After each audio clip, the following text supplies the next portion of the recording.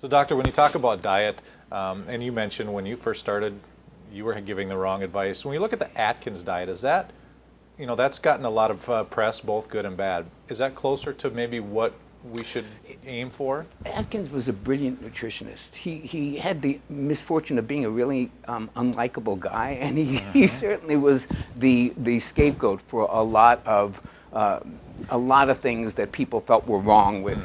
It's how can this be? Eat bacon, and he would be a little bit incendiary. He would say, yeah, well, pork rinds are better than. Well, he was kind of right, but that's not the point. He became known as the doctor who recommended pork rinds, and nobody could wrap their minds around it. But the fact is that late period Atkins, not 1972 when he first wrote the book, but he did several revisions of it. We didn't even know what trans fats were in 1972, so you got to give him a break on that. But in the later versions of the Atkins diet, he was making a lot of sense. He was talking about insulin as being the driver of obesity. He was right about that.